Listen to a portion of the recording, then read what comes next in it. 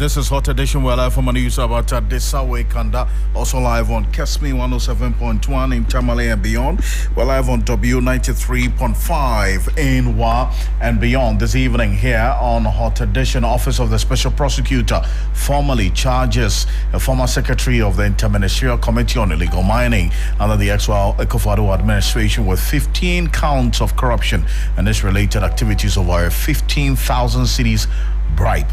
Meanwhile, pressure group Generational Rights Protection Society leads calls of Ghanaians to protest in demand for stronger action against illegal mining. Stay with us. We've got details for you on that matter here on Hot Edition on 3FM 92.7. We're also on Kesmi 107.1 in Tamale and beyond. We're live on W93.5 in Wa and beyond. Also in the package this evening here on Hot Edition on 3FM 92.7, we're seeing how things are playing out in the education sector as lack of senior high school boarding facilities, according to a study, is forcing students to stay with their boyfriends. That's a study that's coming through. We've got details for you. We'll get into it here on Hot Edition on 3FM 92.7, also on Kesmi 107.1 and on W93.5 in Wa and beyond, and also the latest in the business and sports over the next 1 hour 30 minutes. Let's settle for a summary of the news now, and Christabel Trevor is here. Thank you very much, Alfred, and hello to all our wonderful listeners. Here's a look at today's summaries. Well, President John Dramani Mahama has launched the Ejumera program in Accra, announcing an initiative aimed at creating 40,000 youth-owned businesses across Ghana over the next 4 years. Speaking at the ceremony in Kumasi on Monday, April 28, 2025, President Mahama described the initiative as a deliberate effort to offer real opportunities for young Ghanaians to transform their ideas into sustainable enterprises. Well, moving on, the Office of the Special Prosecutor, OSP, has dragged a former presidential staffer in the previous administration, Charles Bisu, to court for allegedly engaging in corruption. Well, Bisu, who was also the secretary to the disbanded Inter-Ministerial Committee on Illegal Mining, IMCM, has been charged with the various counts of corruption by a public officer and using public office for profit. Up to 50,458 teachers out of a total of 54,227 teachers who were successful in last year's aptitude tests have been promoted. The Ghana National Association of Teachers, NAT, has confirmed. In addition, NAT said 1,417 out of 1,579 teachers removed from the payroll have also had their salaries reactivated, with only the remaining 162 yet to be impacted. And to our final story, the country has been able to reduce deaths caused by malaria by over 97% between 2014 and 2024. In addition to this, outpatient department cases have also seen a 3% decline, while hospital admissions due to malaria have fallen by 17%. At an event to commemorate the 2025 World Malaria Day, the Minister of Health, Kwabena Mensah Akando, said the country's National Malaria Elimination Strategic Plan 2023 to 2028 aimed to reduce deaths caused by malaria by 51%. Alfred.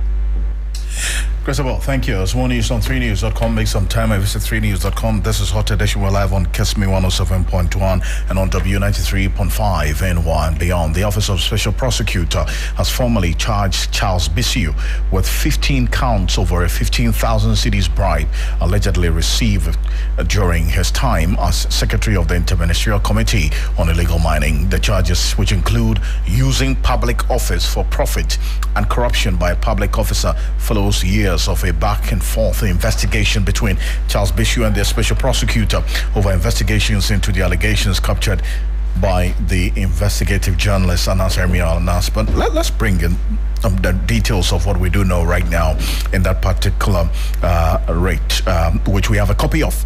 As a matter of fact, Dennis Popper with Esquires with me in studio. Dennis, first of all, let's start off with the background to this particular story for the uninitiated. Exactly how has this case traveled to this point? Well, so Alfred, finally the OSP is heading to courts. Actually has now charged Charles Bisu together with one other person by name Andy Thomas Owusu in respect of corruption and corruption-related matters. And this stems from the work that Charles Bisu did on the Interministerial Committee on Illegal Mining as far back as 2017. Alfred, you will recall that this matter was a very topical matter, and many had thought that with the expose done by the Tiger Eye team, processes would have been far advanced to put whoever was accused or alleged to have been involved in these acts before the court. But it had to take a very long time because there were some legal hurdles, there were some challenges from the people who were suspected to have been involved, having gone through the courts.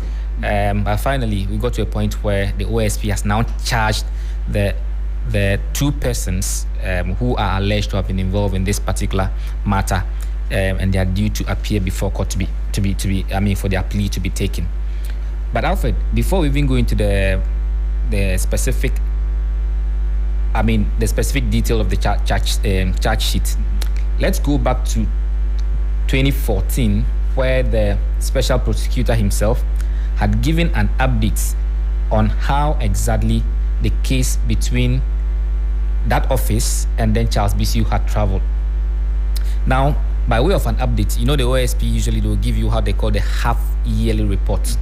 So by the end of December 2024, they had to give a report of the standing cases and how they've gone. And this was what the OSP said about the Charles Bissiou case.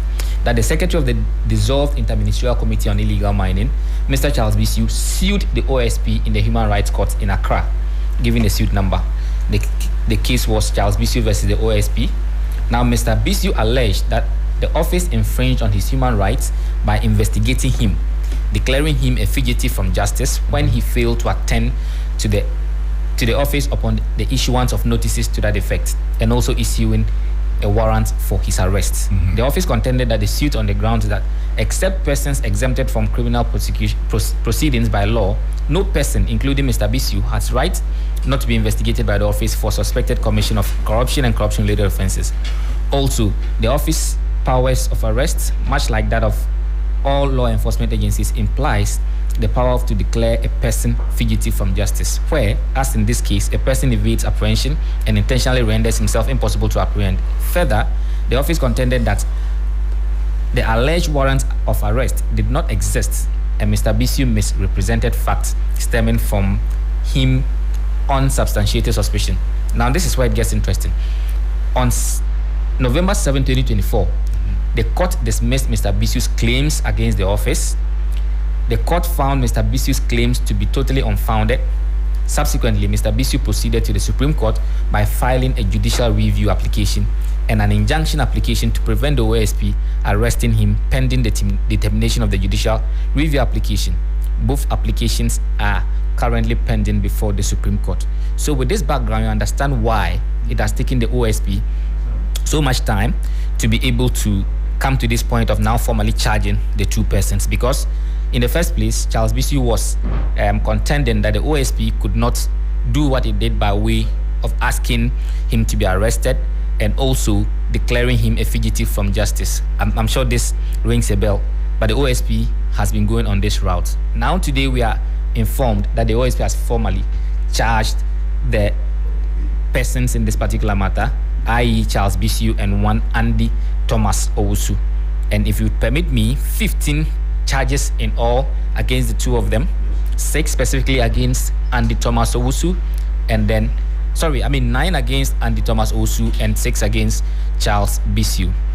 Now the charges stem from the following.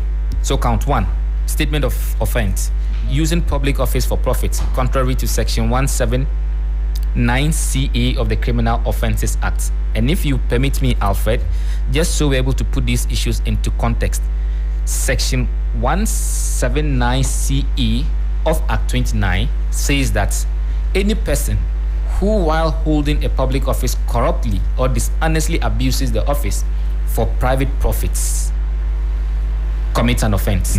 So that is the offense that Charles Bissiou is being charged with under count 1. It goes on to give the particulars of the offense, and in so doing, it recounts how, in his role as the secretary to this particular committee, how a middleman was engaged to facilitate the acquisition of some mining approval and permits for a company that did not exist because the Tiger Eye team had gone underground to do a sting operation. It is based on this sting operation that the OSP is bringing these charges. So Charles Bissiou, who was in charge of the vetting process as the facts of the case would show, or as the facts as put forward by the OSP indicate, that he, together with this Andy Thomas Owusu, played key roles in getting this particular company some permits to operate, even though and then they took some monies. And that's where the issue of using a public office for profits also comes in. I see. So this is what, 15 counts of corruption and its related activities over the said 15,000 cedis bribe. Yes, 15 counts, 6 against Charles Bisu, and 9 against Andy Thomas Owusu.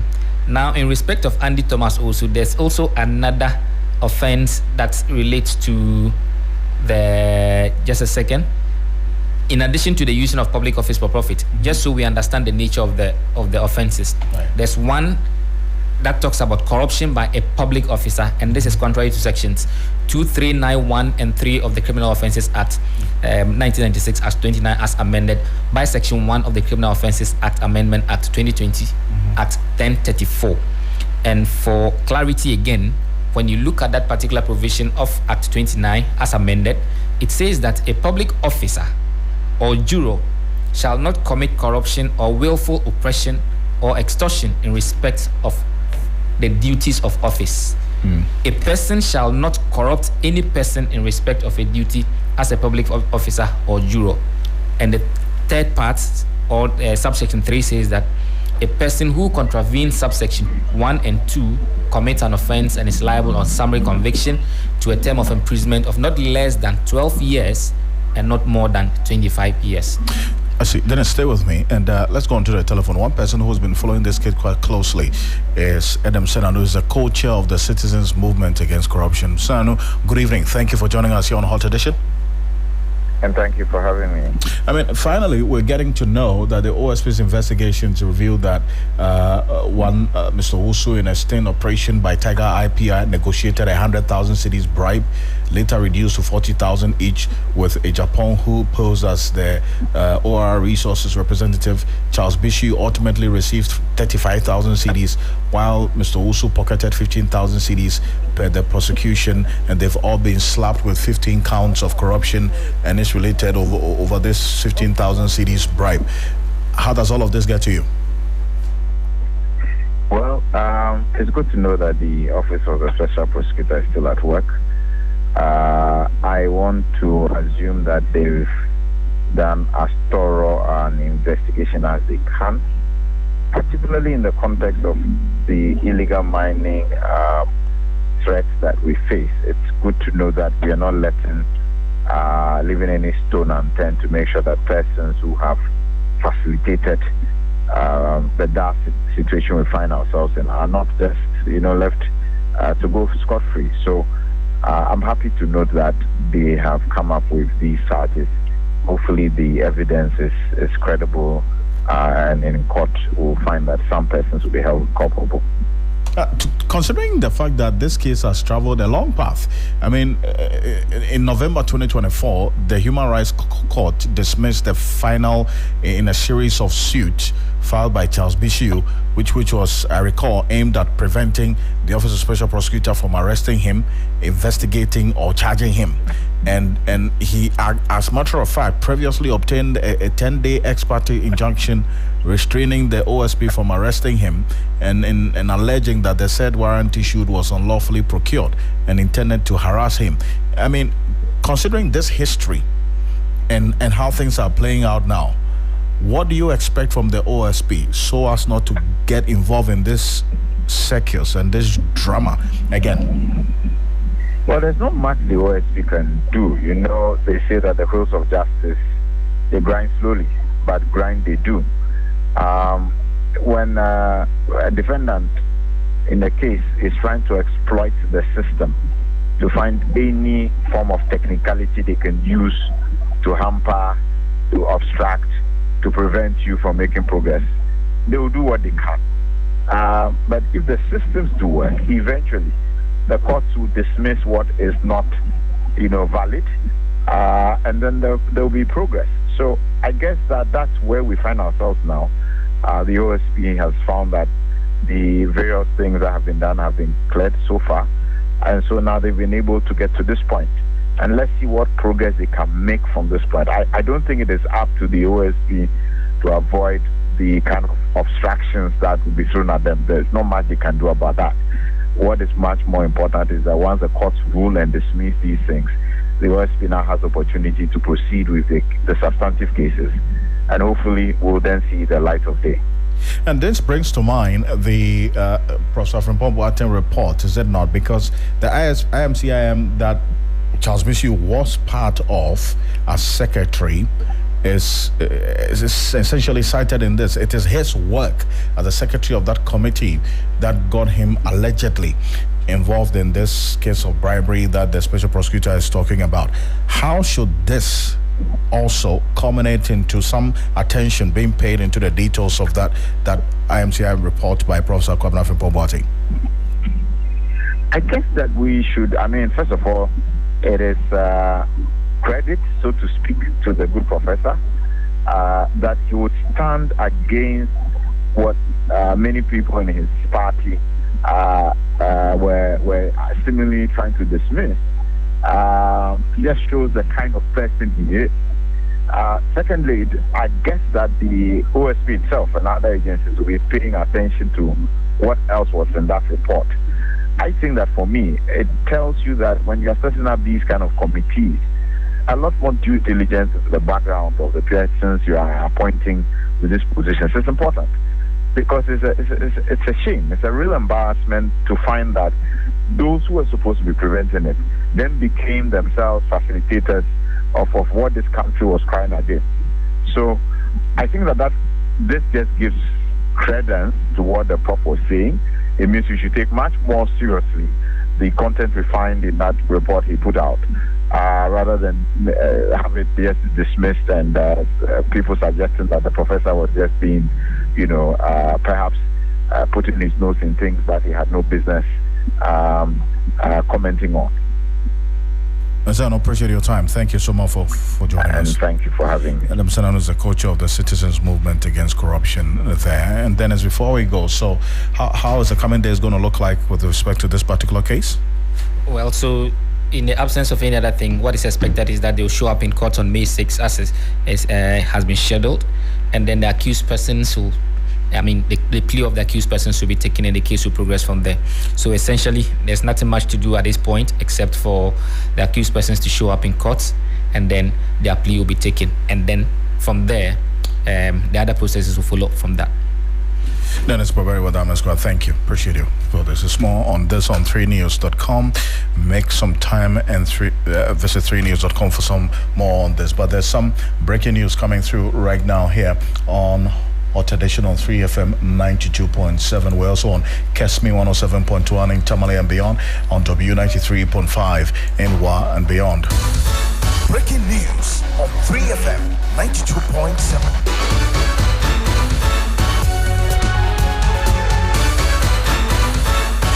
A news just coming through from the presidency. President John Dramani Mahama, in accordance with Section 17 of the Bank of Ghana Act 2002, Act 612 as amended, has appointed Mrs. Matilda Asante Esiedu as the second deputy governor of the central bank. Mrs. Asante Esiedu is a chartered banker and seasoned corporate leader who has served as group head retail banking at Access Bank Ghana PLC.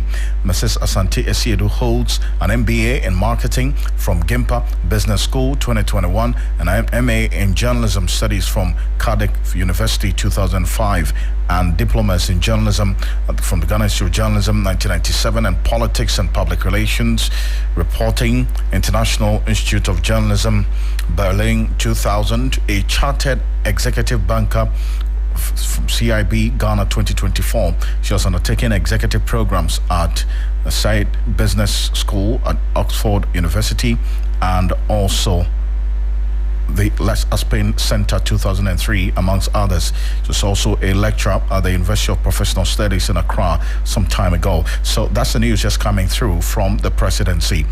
President John Dramani Mahama has appointed the second deputy Governor of the Central Bank, and she's in the person of Mrs. Matilda Asante Esiedu, chartered banker, seasoned corporate leader who has served as group head retail banking at Access Bank Ghana PLC. So that's the news that's coming through from the Presidency. If you go on our Facebook page at 3FM927, you have an idea of who we're talking about. The picture of Matilda Asante Esiedu is right there at 3FM927, and that's the news coming through from the Presidency right now here on Hot Edition on 3FM92.7. The breaking news is that President John Dramani Mahama has, in accordance with Section 17 of the Bank of Ghana Act 2002, Act 612 as amended, appointed Mrs. Matilda Asante Esiedu as the second Deputy Governor of the Bank of Ghana. Mrs. Asante Esiedu is a chartered banker and a seasoned corporate leader who has served as Group Head Retail Banking at Access Bank Ghana PLC. That's the news that's coming through. Breaking news on 3FM 92.7.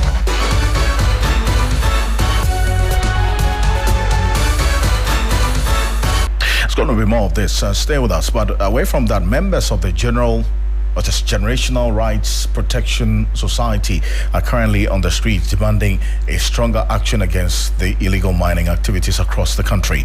The group, led by media personality Okatachi Afrifa, is demanding a clear blueprint with regard to the fight against illegal mining and calling for an immediate declaration of a state of emergency.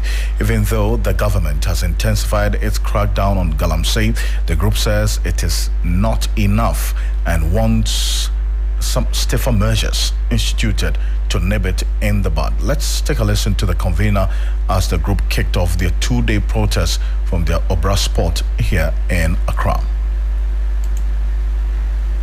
We are saying that is not a contractual agreement between us and them. The social contract between us and them is very clear. You told us that you are going to repeal the LI 2462, and that's exactly what we expect from them, nothing more, nothing less. They told us that it is discriminatory for President Akufo to arrest Aisha One and deport her instead of putting her before the law and facing the full rigors of the law. Not only have they come in and deport only one person, but now it has become their foreign policy that any citizen and non-citizen who destroys our water bodies, who destroys our forests, when we arrest them, we will not put them before the law courts for them to face the full rigors of the law, but they are going to deport the person to their home countries for them to go enjoy clean water with their wives and kids. That law, that policy is discriminatory, which is against Article 17 of the 1982 Constitution, which clearly states that there shall not be any law, any act, which shall discriminate on grounds of gender, creed, or race.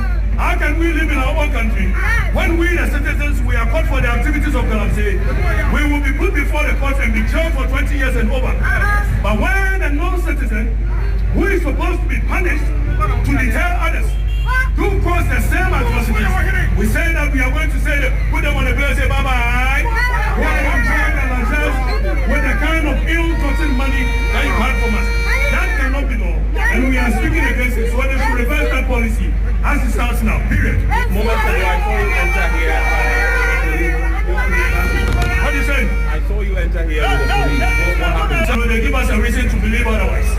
So when we came in, the police is now having a tete-a-tete for us to understand the modalities through which this Galamsey is going to be operated. Now we've assured them of our full commitment to making sure there is peaceful demonstration. But notwithstanding, we've heard it on social media that our brothers on the other side have said that they are also using this moment to do general cleaning.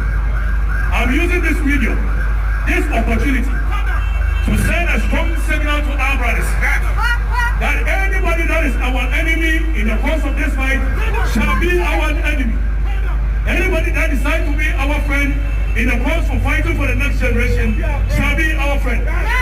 If the police do not arrest people who cause mayhem and atrocities, then we will be left with no choice than to fall back on the Constitution and resist any attempt by anybody to deprive the people of have right to enjoy their citizenry, right guaranteed under the Constitution. For that, we will never relent on it. When they face us, they will regret it. Okay, so it's to you intermittently for more. Thank you. So that's Okatachi Free for there, but let's go on to the grounds. And my colleague Stanley Nibleu is following the demonstrators as we speak. Stanley, what's the latest where you are? Okay, so Alfred Ocansey, I must say that currently we are at the Kintakitaria overpass where the protesters started their procession from Obrasport. Then they are using the Ring Road Central through to Ring Road East. Then when they get to the Dankwa roundabout, they will take the 10 leading to 37, and then they'll use that 10 and then come out from the Christ the King area where they would easily have access to the Flagstaff House to petition present their petition to the president or whoever will be designated to receive the petition on behalf of the president. So, like you heard Okatachi said, these fights against Galamsey is just something that they think the government has not put in much effort to fight it. Taking for instance, according to Okatachi Frifa, when he was addressing the teaming protesters, what he said was that the president, even though acknowledging the fact that the government is young in office, barely 5 months in office, the government has been able to present some bills to Parliament that have been legislated upon and then signed to become law. One key instance is the vote board. And so they think that if the president had been able to present such bill to Parliament for it to be passed, then such effort or the zeal that they use to present that bill to Parliament, they should use that same bill or that same energy and vigor to also fight the Galamsey menace. They think that when President Akufo-Addo was in power, the then opposition party, which is the NDC, called on the government to issue a state of emergency. So they can't comprehend why the NDC is now has now assumed the reins of power, and they are dragging their feet in issuing or calling for state of emergency. So they think that the president must do more to protect our natural resources, the environment, the water bodies, the forest cover, and then farmland. You know, cocoa actually used to be the #1 foreign exchange earner for the country, but as we speak, because of illegal mining activities, cocoa has lost its first place, especially agriculture in its entirety has lost its first place to the services and industry sectors. And so agriculture now is the third foreign exchange earner or the third highest contributor to the country's gross domestic product. So they think that there is opportunity in the mining sector, but because the way and manner in which the minerals are being extracted is actually posing danger to the environment, and so they want the government to actually be more proactive in addressing this challenge. I see. So when is this? Where is this ending? As you're moving with them? Yes. So when after presenting their petition at the Flagstaff House, they from information that I have been told or information that I've gathered from some of the conveners of this protest, they were telling me that they will end today's presser at 12 a.m. Actually, 12 a.m. after they had presented their petition, and this is going to last 3 days. So this is the day 1, day 2, and then day 3. I see. Okay, Stanley, appreciate you for this. And Stanley Nibleu is going to be with the demonstrators every step of the way. So stay with us here on Hot Edition on 3FM 92.7. Daryl Boso is the Deputy National Director of Arocha Ghana, one of the foremost CSOs in the environment space in this country. They've also been leading, together with other CSOs, the fight against illegal mining in this country. He's joining us on the telephone right now. Daryl, thank you for joining us. Alfred, thank you for having me. I trust you're great. I'm well, thank you.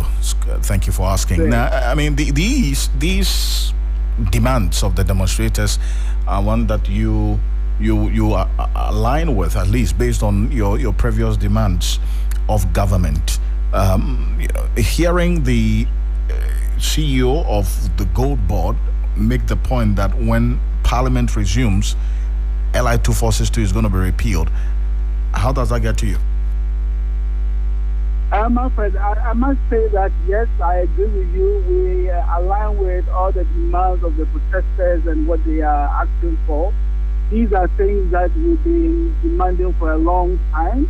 I'm particularly happy that they're re-echoing the call for a state of emergency over our forest reserves and also over our rivers, and that is very, very critical. And there's no reason why the government has been dragging its feet when it comes to such issues and such demands. And particularly about the LIT 462, I must say it was really good news to hear the CEO of the Gold Board indicate government commitment to listen to citizens and repeal LIT 462. I think at this time, what we are really keen on is making sure that government really sees to that a conclusion of that process. Then we can all work towards a more progressive legal framework to protect our forest. So it's certainly a very good development coming from the government hearing the CEO and Presidency speak to that. And we are looking forward to that process commence immediately in the second week of May. I see, but also on the bit about the declaration of a state of emergency.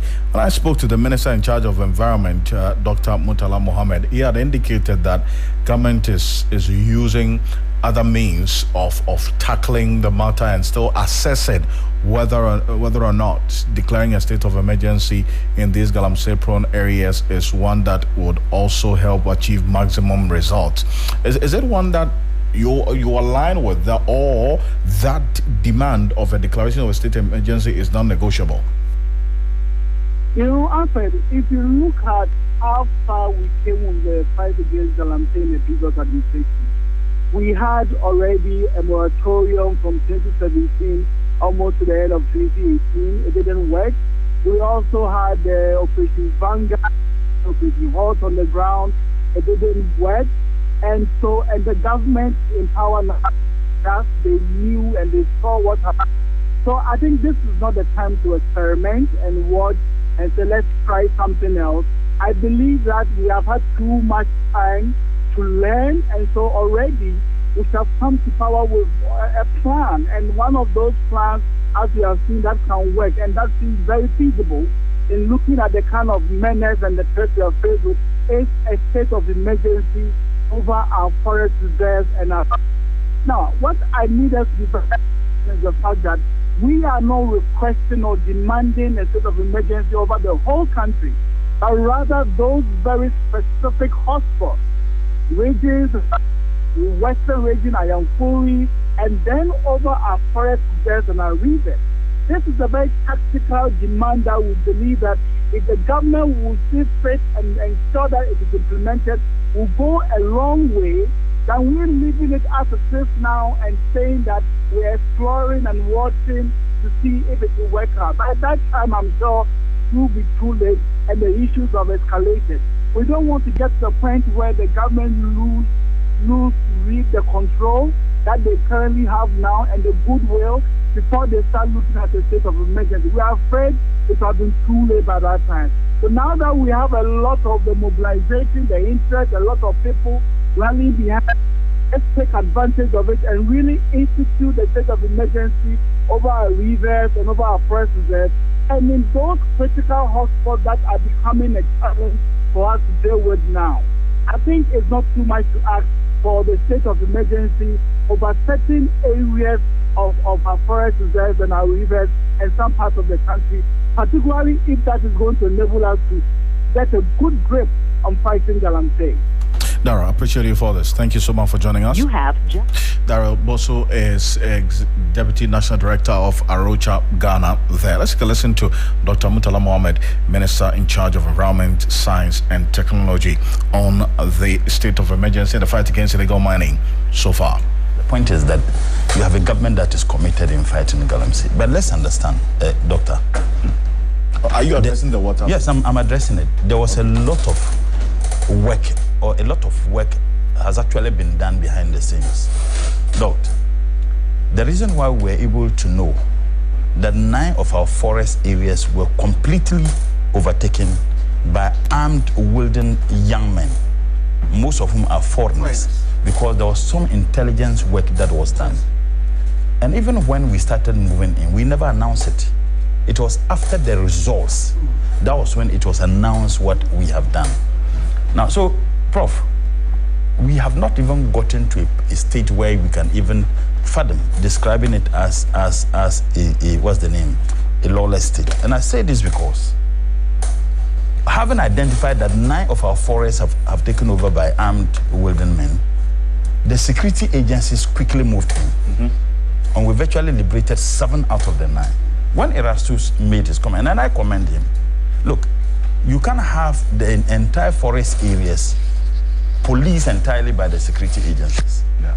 November 2022, the military men who were policing more or less these forest areas were all asked to withdraw by the previous administration.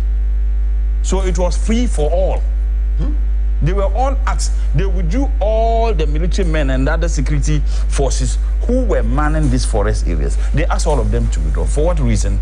Perhaps for political reasons or reasons known to the previous administration. Now you have a new government that came to office. In 4 months, less than 4 months, we are just virtually 3 months getting to 4 months. We have been able to identify that these people were asked to withdraw because they never announced it. We never knew that the secret, maybe perhaps Dr. Kenachibe might have had information. We never knew. We never knew that they asked all the security forces to withdraw from the forest areas. Now, we never knew that 9 of... No, before elections, that was November 2022. They withdrew all of them. So that they can mine them more, because that's the only explanation. So I'm saying that we came as a result. You see that it coincides with when the LI was passed. And so if you observe, so the enormity of the challenge confronting us, that's why I want people to appreciate what we have done so far. And that's Dr. Murtala Mohammed, Minister in charge of Environment, Science and Technology. The President John Mahama has directed the Roads Minister to design and construct the bridge from Chiamamfrom to Adoso over the Afram River under his flagship Big Push agenda. We'll come back to that shortly, but let's go into the New Patriotic Party, because the National Thank You Tour appears to have stoked tension within the party's rank and file as supporters of prospective flag bearers express divergent views about its direction. The tour, spearheaded by 2024 NPP flag bearer Dr. Mahmoud Bawumia, has seen him enumerate factors that may have contributed to the party's defeat in the last general elections. During his stop in the Western region, Dr. Mahmoud Bawumia cited several key issues, including the cost of living crisis, failure to reshuffle the cabinet, the domestic debt exchange program, and investment haircuts, the National Cathedral, and fuel price hikes in an election year. Some of his comments have drawn sharp criticism from within the party, with some members accusing the former presidential candidate of deflecting blame rather than sharing collective responsibility. If you go on our Facebook page right now, 3FM927, we're showing you some of the reasons that Dr. Mahmoud Bawumia himself has been ascribing to the NPP's defeat in the 2024 elections. It's not too clear whether these are captured in the said Professor Michael Quay report, but then again, former Energy Minister and NPP flag bearer hopeful Boakye Chimantinge Jaku has raised serious concerns about the tour's trajectory. In a statement issued earlier today, Boakye Jaku warned that the initiative, originally intended to reignite party spirit and reconnect with the grassroots supporters, is instead divulging rather some sensitive information that is over time evolving into discord, blame shifting, and internal strife. He cautioned that the escalating tensions threaten to damage the NPP's internal cohesion and public image. He said the continued missteps could gradually erode the trust and goodwill the party has built among Ghanaians over the years, urging party leadership to swiftly intervene and reassess the tour's approach. Now, let's take a listen to Dr. Mahmoud Bawumia first in the Western region, and we'll have a conversation on this particular issue. Take a listen to him. Yeah, National Cathedral, National Cathedral, after $58 million. Now, our inability to build the National Cathedral after spending $58 million got the citizenry angry. our approach in Galamsey that costly, you will see all the mining communities virtually. That's Dr. Mahmoud Bamia there. Let's bring in Dr. Jonathan Asantiotre. He's a political analyst and lecturer at the University of Cape Coast. Doc, good evening. Thank you for joining us. Good evening, Alfred, and good evening to your listeners. If you, I'm sure you've seen Boache Jaco's letter, essentially, the statement raising the concerns about the thank you tour being led by Dr. Mahmoud Bamia. He says that this initiative, which was originally to, as it were, ignite party spirit and reconnect with grassroots, is rather getting into issues of blame shifting, internal strife, and so on. I mean, he is calling on the party leadership to swiftly intervene. But the question is, can the party leadership correct this particular situation he's just outlined because they're part of the entire tour themselves? Well, it will be very difficult for the party leadership to call them to order as of now, because though Dr. Bawumia is still the leader of the party, there are other leading members and leading candidates who will want to upstage him. And this tour that is supposed to be, I was thinking it should have been a unity tour instead of what is it called? Thank you tour. It should have been a unity tour, so that they would have dealt with issues that have reared their ugly heads within the party. But you see, the competition is ahead of them. In a not too distant future, they will go to the polls to contest internally. So obviously, everybody is timing and calculating what they have to say and what they ought not to say, because it is a very grand stage for anyone who intends to be the presidential candidate of the MPP to market him or herself at this point in time. Hence, the kind of language that is being spewed out there. I see, but then again, it's quite clear that this division or discord that he talks about is evident. I mean, in public pronouncement by some persons within the party, we've seen what Kenneth Japan said. We've seen what Dr. Palgrave Boache Dankwa said, who has declared his support for Kenneth Japan as well, has said about this entire thank you Tom, and some other persons within the party. How can the public pronouncement really be curtailed if another forum for their grievances being vented has not been created?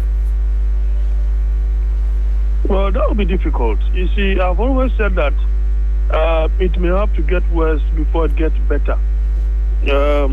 Probably they will have to listen to what the General Secretary put out there, that they should, exhibit some kind of decorum when they are putting out there in the public domain issues that affect the party. That, for me, is a good call. Other than that, you see, I tell you what, there are some people within the party currently. I will not be surprised if the Akufo-Addo faction within the party decides to shift to draw away their support from Dr. Bawumia, which is a possibility.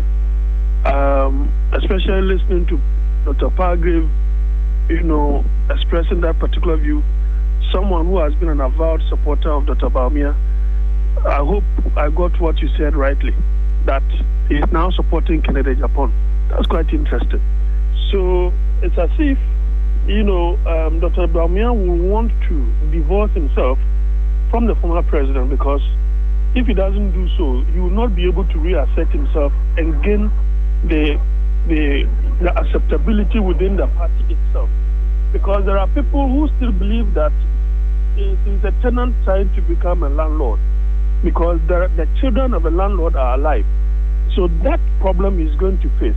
And so an opportunity such as this would definitely allow some of the leading factions within the party to express A or B tactfully, or as it were, in a very in a manner that will create some kind of advantage for that person in a not too distant future. That is the more reason why I'm of the view that this can't stop, and there is no way the party can call them to a certain order It is just that they are going to be decorous, but there will be some kind of subtle punchlines that will be thrown out there. Because if you look at what Kennedy Japan said, bringing all those who are disgruntled, those who have been excommunicated, those who have been dismissed, those who have been suspended indefinitely, bringing them back into the fold means that he's talking about unity. And that, for me, is very instructive. Now, if you look at the language of Tabamia, his is a reaction and a rebuttal of the report that seems to suggest that religious affiliation and tribal affiliation played some kind of role in the defeat of the Tabamia. So he goes ballistic to let everybody know that A, B, C, and D accounted for their loss, and not just merely that, because he knows that if you go on that tangent, it's very disadvantaged. So I think that in as much as it's supposed to be a thank you tour, which ought to have been a unity tour, if you ask me, it is still early days yet. There are so many things that will have to come out. And as I said, it is going to get worse until it gets better. If you say that, how worse can it get than what we're already seeing? I mean, some have already indicated that if it gets worse, that's going to be troubling for the party. I mean, how worse can it get beyond what you were seeing right now? Right.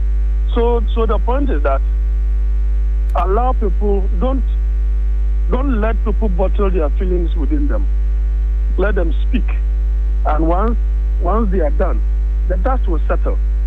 And it could also settle when it comes to, for example, elections at the lower levels are done, at the middle, at the higher level, internal elections are done. Once those things are settled, obviously the dust will settle. And then the party will know that this is their new leader or the old one that will equally contest on behalf of the party. So I think that that's why I said it could get worse before it gets better. But if they don't handle the worst period well, then it means that they are going to create other splinter groups within the party.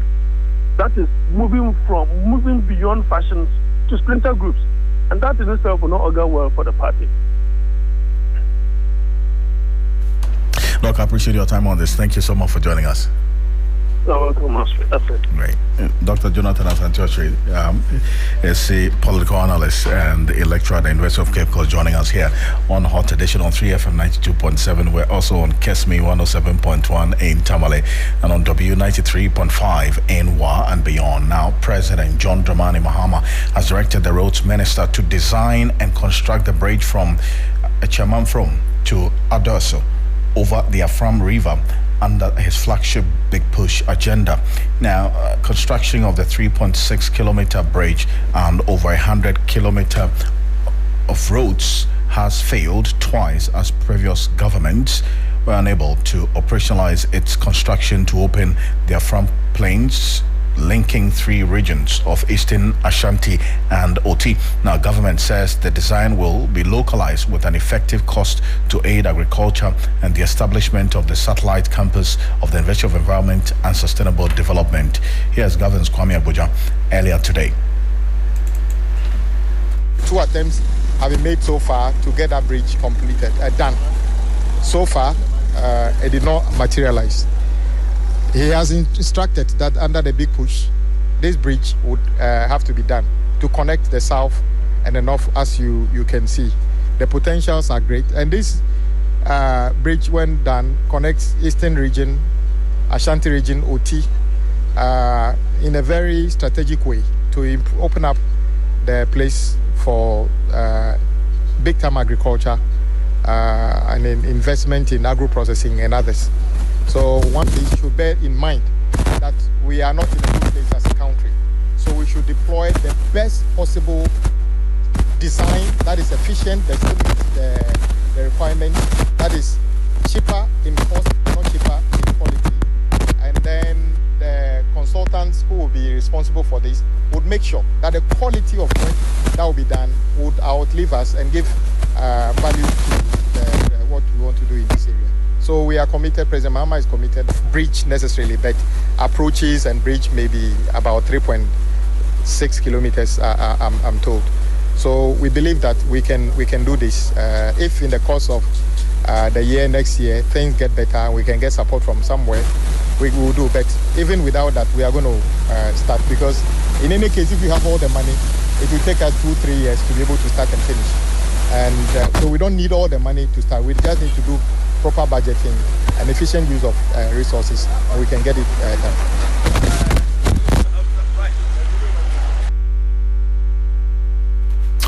So that's Governs Kwame Agboja there. But President John Dramani Mahama has formally launched the Ejumewura initiative aimed at creating opportunities for young people to be able to set up their own businesses. The program, according to the president, will offer business development training, access to funding, mentorship, market support, and year-round business advisory services.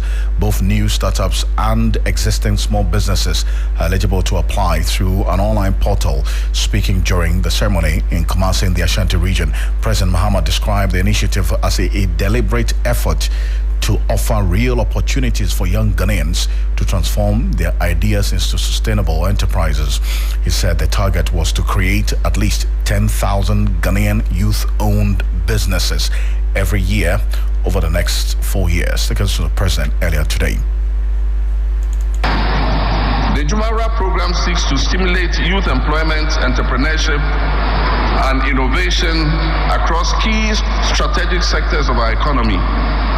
Through a nationwide selection process, we will incubate new businesses and accelerate existing ones.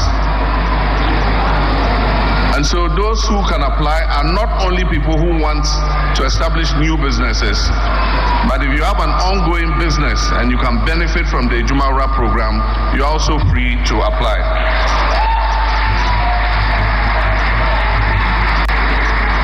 And our goal is to create at least 10,000 Ghanaian youth-owned businesses every year over a 4-year period.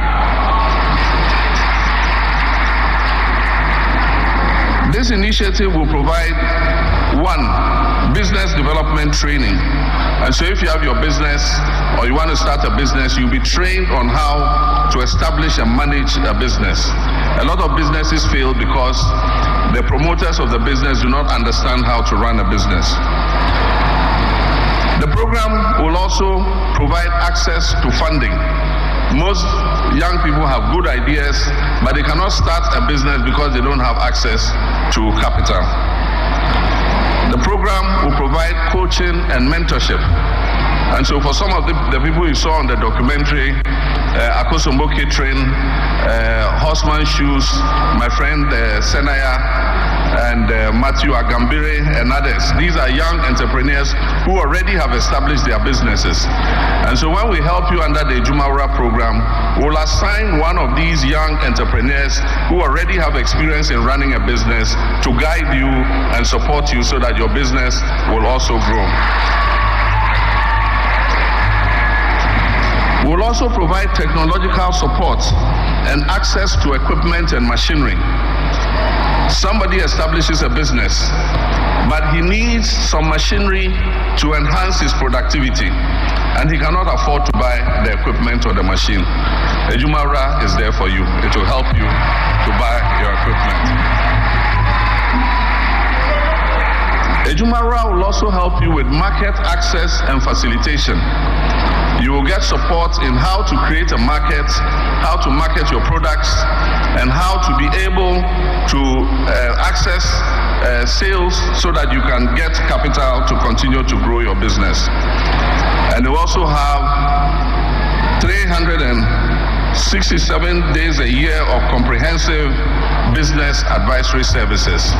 So once you set up your business, it doesn't mean Ejumewura is going to leave you like that. If you have any problem, you can always come back to Ejumewura and describe what your problem is, and they'll support you to go forward.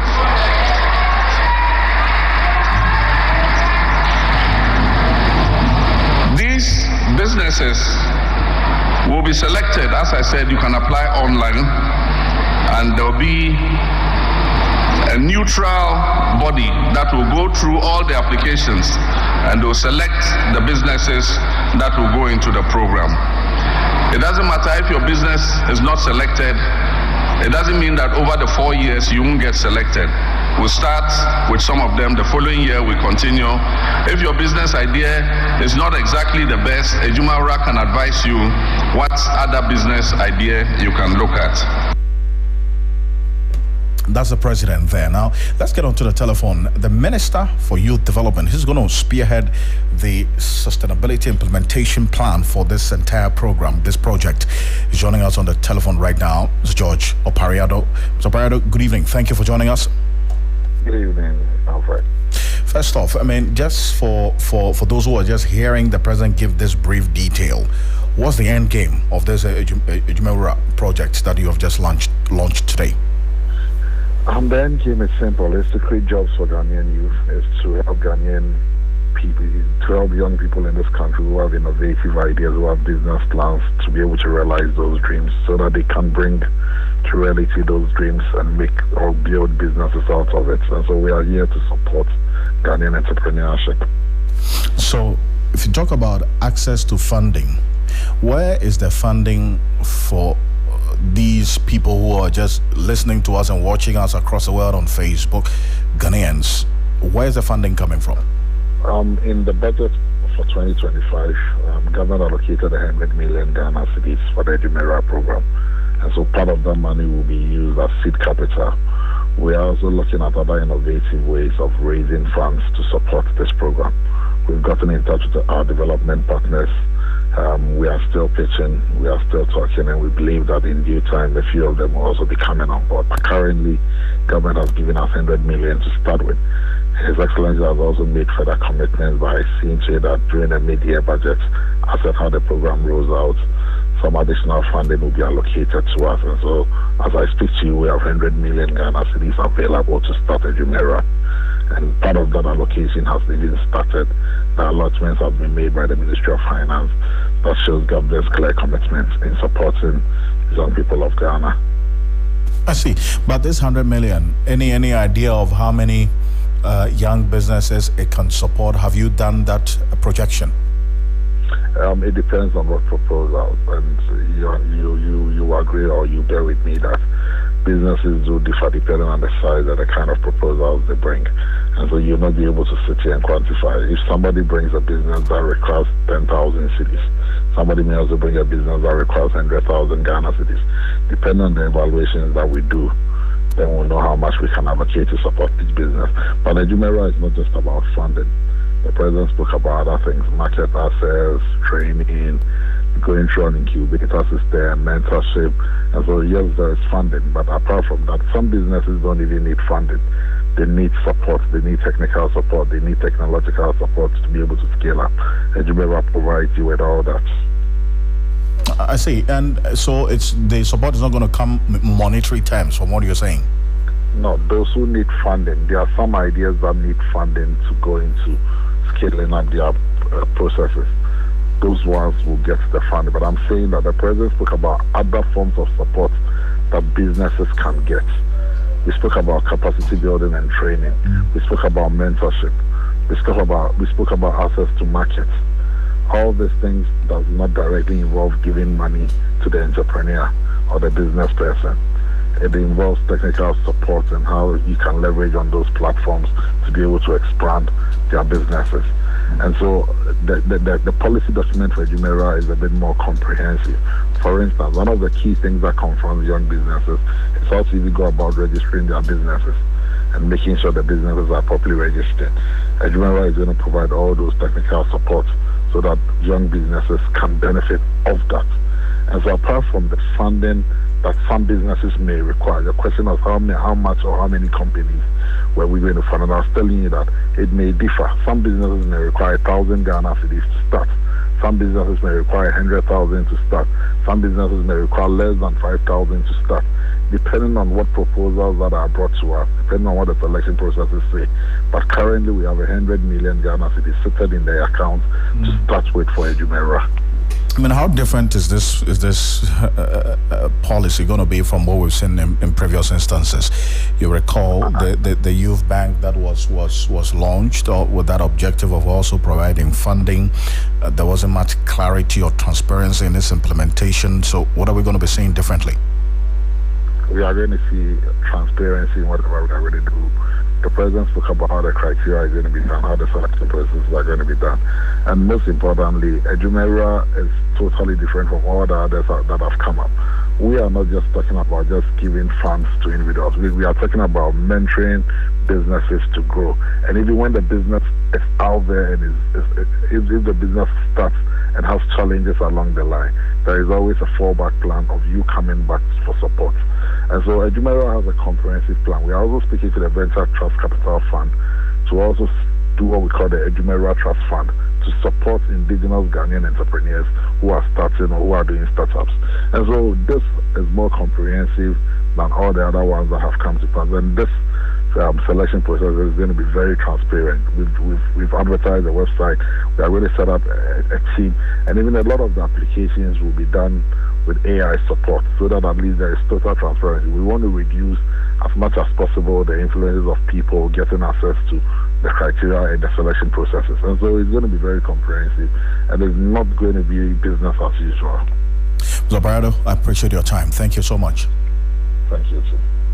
George Parado is Minister for Youth Development, joining us here on Hot Edition on 3FM 92.7, also on Kesmi 107.1 in Tamale. We're live on W93.5 in and beyond. We're back shortly after this quick break with the latest in the business world and also in the world of sports. Stay with us.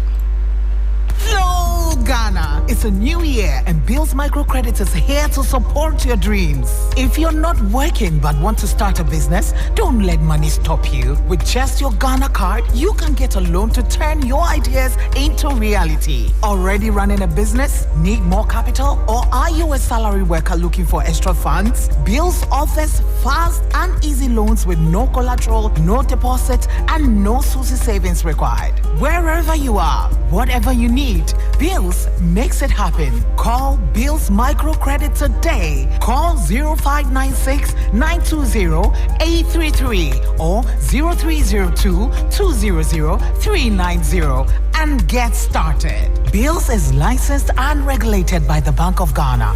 Bills, financing your needs. Terms and conditions apply.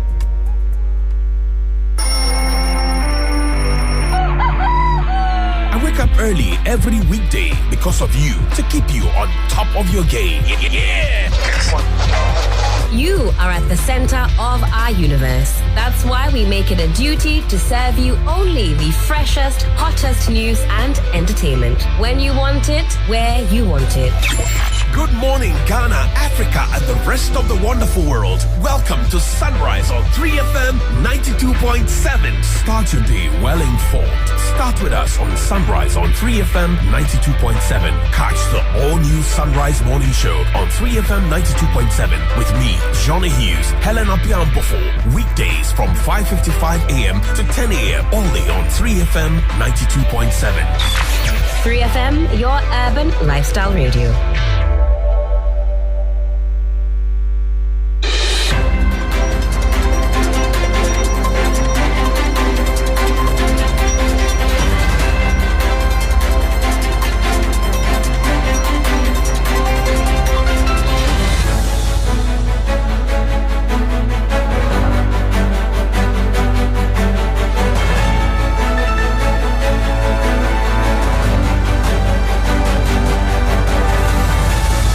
Live here on Hot Edition on 3FM 92.7. We're also on Kesmi 107.1 in Tamale and beyond, and on W93.5 in and beyond. Let's get into business news. Coming up this evening, Bank of Ghana's gold reserves continue to surge, reaching 31 tons by March 2025, strengthening economic resilience and monetary policy framework.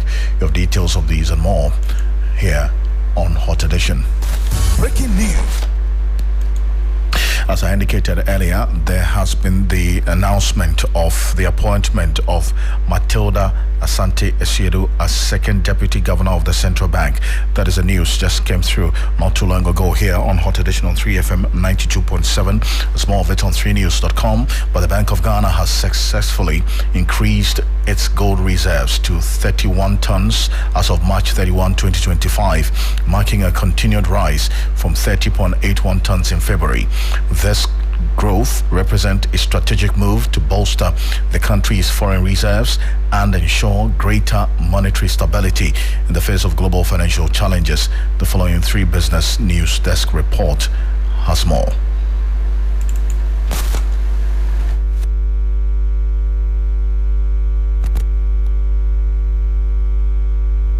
In a continued effort to safeguard Ghana's economic stability, the Bank of Ghana has ramped up its gold reserves to 31.01 tons as of March 31, 2025. This increase comes as part of a broader strategy initiated in May 2023, when the reserves were only 8.78 tons, reflecting a dramatic 3-fold rise over a relatively short period. Analysts believe this move signals the country's growing reliance on gold, one of its key natural resources, as a strategic asset to weather global financial turbulence. The accumulation is particularly significant given the heightened volatility in global markets, marked by fluctuating commodity prices and rising interest rates. The domestic gold purchase program, which has been central to this reserve build-up, aims to reinforce the country's balance of payments resilience, provide liquidity during times of crisis, and enhance investor confidence in Ghana's economy.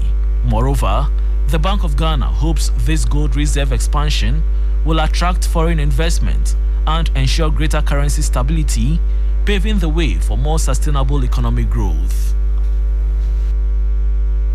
As a news desk report from the 3 Business News Desk. Now, there's some detail that we're getting as well, that in what could mark a major turning point for Ghana's economic growth, the governor of the central bank, Dr. Johnson Isiama, has declared that the era of sharp volatility of the Ghana cedi against the US dollar is coming to an end. Speaking from Washington, D.C., Dr. Isiama hailed the cedi's strongest performance in years, with the local currency not only holding firm but also recording days of appreciation against the dollar, especially after Ghana's recent staff-level agreement with the International Monetary Fund. He assured that the central bank is committed to introducing robust measures to preserve the cedi's newfound stability, signaling brighter prospects for businesses and investors. Going forward, we think that we have enough reserves, to be able to preserve the stability. But I must be quick to add that we are not, going to operate a fixed exchange rate regime. The cedi is an endogenous variable. It has to be, allowed, to float. It can go up, it can come down. Our, focus is to ensure that it is not excessive when it comes to its volatility. And so we are aware of trends this week. We are monitoring, issues. We believe that the market is resetting. We believe that expectations are being re-anchored. And so we are on top of the game. We are observing it by the minute, and we'll look at it, The staff level agreement, it was like a seal of approval that, yes, we are restoring macroeconomic stability. We are doing the right things. And then the fact that, of course, don't also forget that the dollar itself, is weakening as well. But then the external sector has been strong. Those inflows have been doing pretty well. Gold is doing so well now. Our prayer is that the trend continues. I was Governor of the Central Bank, Dr. Johnson Isiama, declaring an end to cedi's volatility as he vows to defend stability, marking a turning point for Ghana's economy. Economist Dr. Edu Owusu-Sarkodie is urging government to launch bold economic reforms focused on boosting local production, fixing the energy sector, and protecting the vulnerable. With the International Monetary Fund projecting a 4% growth rate for Ghana by year-end, he warns that without urgent and strategic action, the country risks missing the opportunity to solidify its economic recovery. Manage the energy sector, reform the energy sector, and also pursue local production so that whatever happens in the global environment, we know we are pushing and we are secured with local production. If whoever is fighting, if we have local production, then we wouldn't care so much about the global or the external factors. But if you don't produce locally, then whatever happens in Israel or Palestine or Ukraine or Russia then it will affect you negatively. So we have to do these three things: pursue local production, reform the energy sector, and continue to protect the poor and the vulnerable. And hopefully, if we continue with the stability, then by 2026, the government can expand more and grow to create jobs that we are all craved for. That was economist Dr. Edu Osusakori pushing for bold economic reforms as Ghana targets 4% growth target amid global uncertainty. That's it for the business news on Hot Edition on 3FM 92.7. Stay with us. The sports news is up next after this quick break.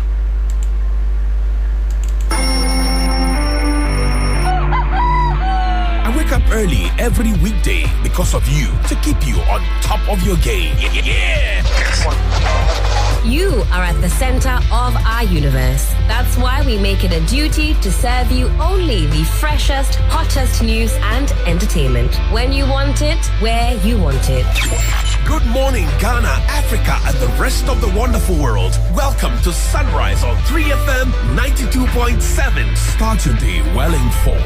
Start with us on Sunrise on 3FM 92.7. Catch the all-new Sunrise Morning Show on 3FM 92.7 with me, Johnny Hughes, Helena Piambofo. Weekdays from 5:55 a.m. to 10 a.m. only on 3FM 92.7.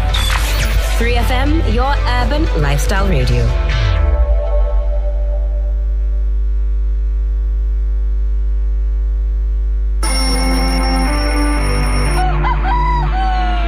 Early every weekday because of you, to keep you on top of your game. Yeah! You are at the center of our universe. That's why we make it a duty to serve you only the freshest, hottest news and entertainment. When you want it, where you want it. Good morning, Ghana, Africa, and the rest of the wonderful world. Welcome to Sunrise on 3FM 92.7. Start your day well informed. Start with us on Sunrise on 3FM 92.7. Catch the all-new Sunrise Morning Show on 3FM 92.7 with me, Johnny Hughes, Helena Piambofo. Weekdays from 5:55 a.m. to 10 a.m. only on 3FM 92.7. 3FM, your urban lifestyle radio. Accra, Ghana, Africa, and worldwide. Join us on Inspirational Gospel.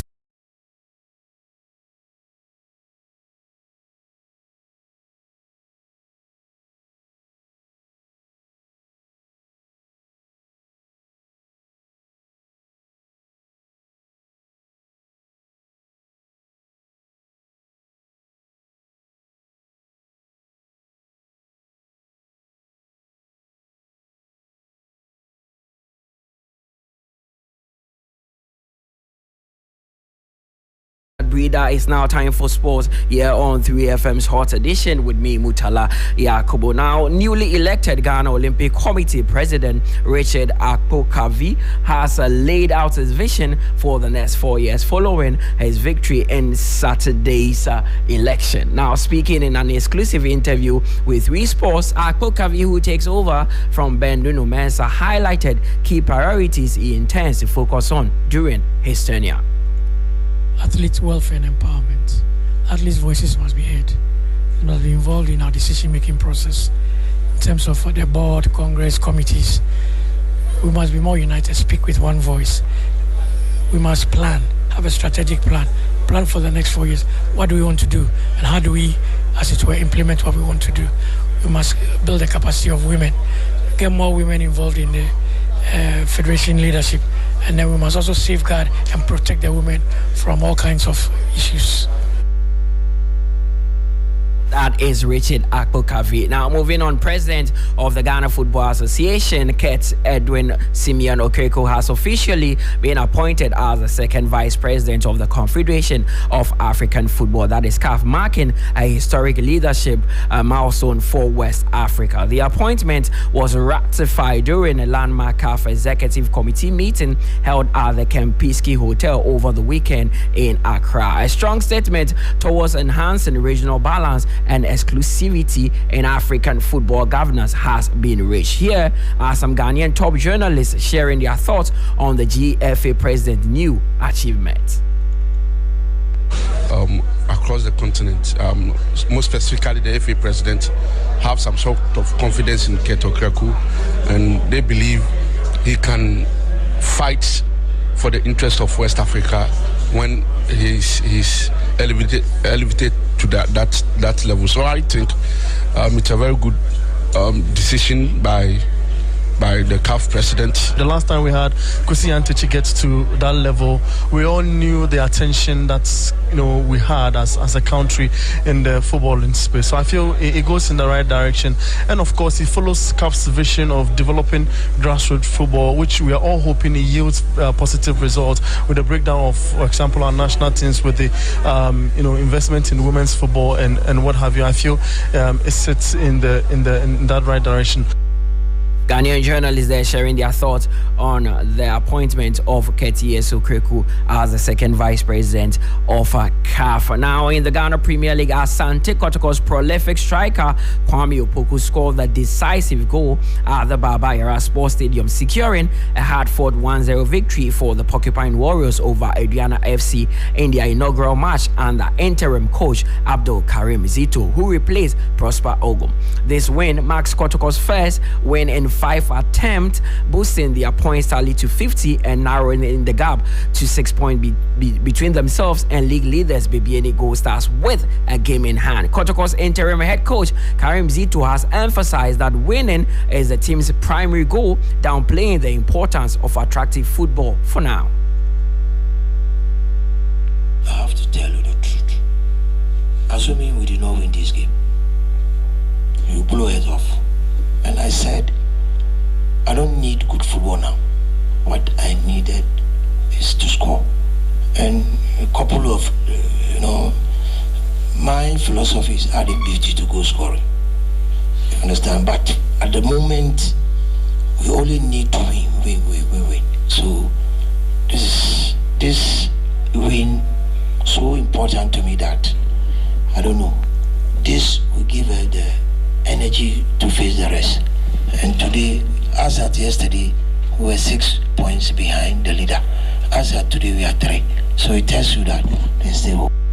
Karim Zito is the head coach of Asante Kotoko. Meanwhile, Vision FC boosted their survival hopes with an impressive 2-0 victory over league leaders BBN Gold Stars at the Ni Ajay Kraku Sports Complex in Tema on Sunday afternoon. Now, despite losing to league's whipping boys, head coach of current league leaders Frimpong Manso remains optimistic of his side clinching their maiden league title. Now we have 4 games. We have three home games and then 1 away game. So yes, it's still difficult, but we take that inspiration that we haven't lost at home. So we try and win the home games. Yes, and then the away game, yes, we will also fight for something. Its opposite number on the day, Nana Kwaku Agyeman, remains optimistic about his side survival in the Ghana Premier League following that 2-0 victory over BBN Gold Stars. Their crucial win moved Vision FC further away from the relegation zone, boosting their hopes of maintaining their top flight status in their debut season. I think this is the second time or the third time I've actually been asked this question. I've said it time and time again. I don't think I've ever thought about Vision going to relegation. I know my boys can rise to the occasion. As in when they were going to rise to the occasion, I wasn't going to change my style. I was going to motivate them and help them to play the way I wanted them to play. Now that they even have a grasp of what I want them to do, I can assure the fans that we're not good. We're going to stay, and next season, people are going to see the better side of Vision. Agyeman, the head coach of Vision, very confident that his side would remain in the league. Now let's head to Europe, where Ghanaian forward Antoine Semenyo has surpassed Chelsea legend Michael Essien to become the 5th highest goal scorer in the English Premier League history for Ghanaian players. Semenyo achieved this feat after scoring for Bournemouth in their match against Manchester United on Sunday, where he put on an impressive display. Here's the Bournemouth talisman speaking after the game. I think just focus on what we're doing. We know that it's an important game for us. It's like the manager said, it's like 5 finals for us. So no matter what the teams above do, we just have to do our best to get a win and hopefully match them. Just being free, injury free. Thank God for that. And just enjoying football. I feel like everyone forgets that football is a lovely sport. It brings a lot of people together, and that's how I approach it. So just loving the game. Meanwhile, despite a poor run of performance this season, Manchester United manager Ruben Amorim has reiterated Manchester United's ultimate goal is to win the Premier League title after Liverpool drew level with them on 20 titles. United are currently 14 in the Premier League and could suffer their worst domestic season in 51 years, but the Portuguese tactician remains hopeful of achieving his ultimate goal. The first thing is to focus on ourselves and not in the other teams. The next thing is to be really honest. We are in the different levels in this moment, but then explain that everything can change. And I remember when I started seeing Premier League was the opposite. So everything can change. So we need to focus and step by step, not trying to think too far ahead. We have a ultimate goal that is winning the Premier League. And again, I'm not crazy. I know that it's not going to be next year, but we are trying to build something. And the small things are really important, and we did that during this year. We need to improve next year, but I know that is important for the fans. We know that, but we need to be honest with them and to work hard every day.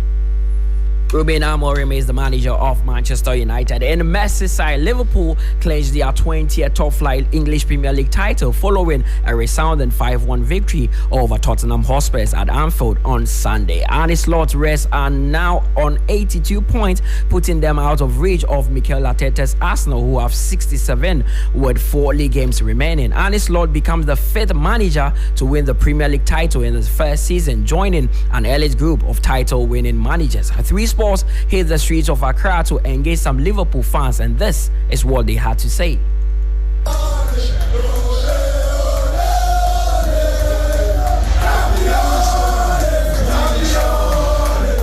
On a good evening like this, Liverpool has drawn level with Manchester United by scoring a piece with them with a 20th title in the English Premier League. And this is one of which you can't take away from the fans here.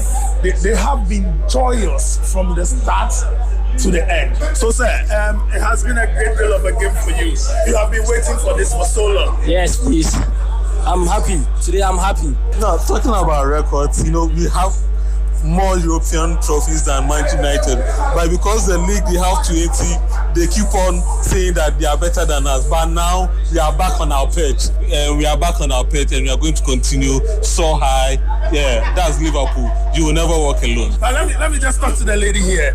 Why do you so love Liverpool? Okay, so I came to love Liverpool because of Isaac. I don't know if most of them know them, but there's been this autism child that I've been fronting around on social media, and because I have a foundation and I have a love for the needy and those that face such challenges, I came to love Liverpool. Yeah, I'm very happy because Arne Slot is the first Dutch manager to win the league title in England, and Virgil van Dijk is the first Dutch player to captain a team to win the league in England. So it tells you how happy I am, because in 2020 when we won the league, it was COVID. So since 1992 we won the league. There's no fans in the 2020. But Salah has 46, 4 games to go. He's the Egyptian king. Salah deserves the world best, deserves the Ballon d'Or.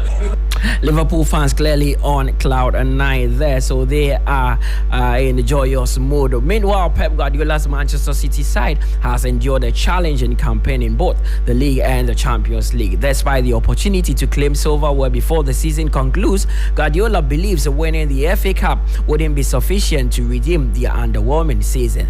The FA Cup triumph will provide some solace, but Guardiola's expectation for the season remains unmet.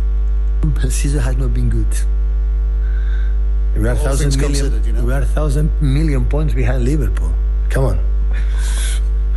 So it's not good. Season has not been good. Champions League. Look at the Champions League. We didn't one game, 2 games we win. But always we were a machine in that. We have not been good. But of course the damage will be minor. So it's not going to confuse the fact qualified champion or win the FA Cup, with all respect for Crystal Palace. It's not going to confuse it, the season has been good. No. I had to take the decision, the club had to take the decision, the right ones to next season be better. No. So that is Manchester City manager Pep Guardiola. From the blue half of Manchester, let's go to London, where Chelsea manager Enzo Maresca is urging the fans to back their project after their narrow 1-0 win over Everton. The narrow victory has boosted Chelsea's hopes of securing the Champions League spot for next season. We're going to be better and better because the players, they're going to understand better and better how to play different games. We said many times that against teams that they press higher, there are more space and we can attack quick. Against teams that they defend low block, it's more difficult, but we need to learn that. And for sure, this is the reason why I said many times that the fans, they have to trust us because this team is going to be better and better. It's a journey, they're going to learn things.